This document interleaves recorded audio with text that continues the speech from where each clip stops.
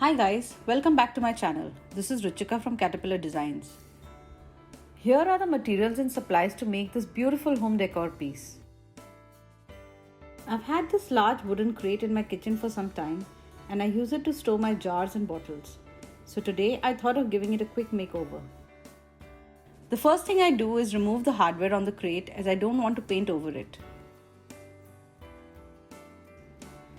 You can totally leave the hardware on if that's the look you're going for. Then I take white chalk paint and paint over the crate.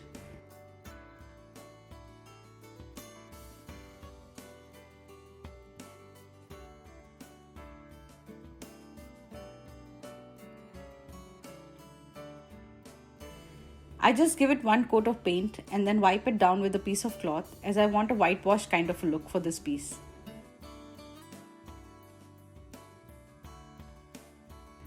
I think the crate has beautiful grains and knots and it would be a complete shame to cover them up with paint.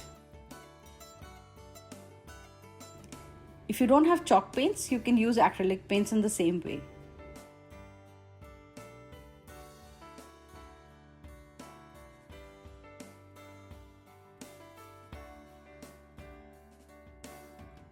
Separate the layers of the tissue from the napkin before pasting it down.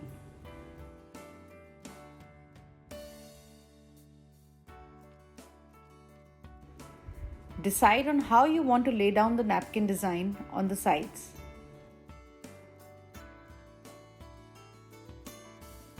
Apply Mod Podge or any decoupage glue you have on the side of the crate. Lay your napkin on the glue and press it down gently with a light hand. Remove any creases with your fingers, or you can take a cling wrap or even a plastic sheet. Whatever you're comfortable with. With a wet brush, I tear off the napkin, leaving some extra tissue around the rim area as I want to wrap it around on the top of the crate as well. This gives it a look of continuity and also looks pretty.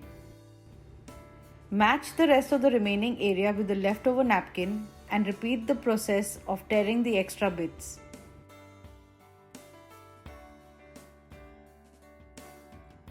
Glue down the napkin over the rim as well.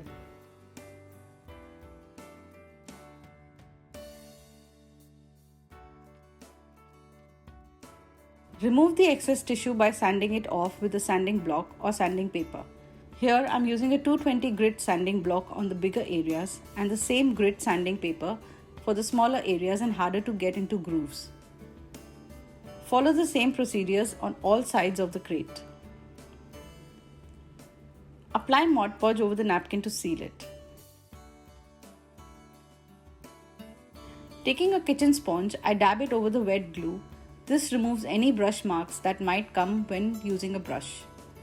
You can also just use a sponge tool to apply the glue directly instead of using a brush. Once the glue has dried, I decide to stencil some words over the design. For this, I lay down my stencil in the desired position and then with a stencil brush, I dab black paint all over it. This is completely optional. I'm using black acrylic paint for this.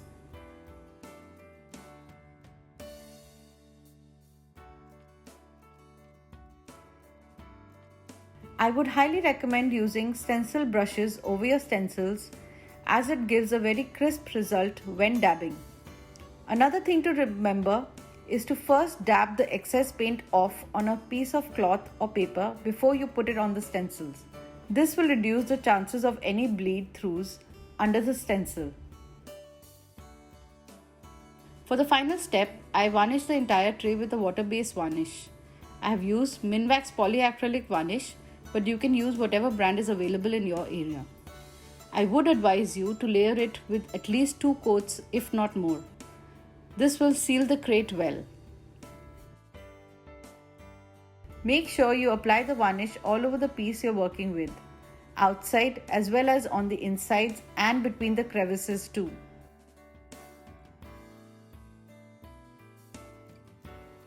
Also, always give it 1 or 2 hours of drying time in between each coat. Don't forget to put back the hardware on the crate. You can now use this beautiful wooden crate to store anything you like or even just use it as a home decor piece. I hope that you enjoyed it and found it helpful and easy to try it yourself. If you did enjoy it, make sure to give me a thumbs up and don't forget to subscribe to my channel. All my social media links are in the description below and you can follow my work on all social platforms. Thanks for watching and I'll see you in my next video. Happy crafting!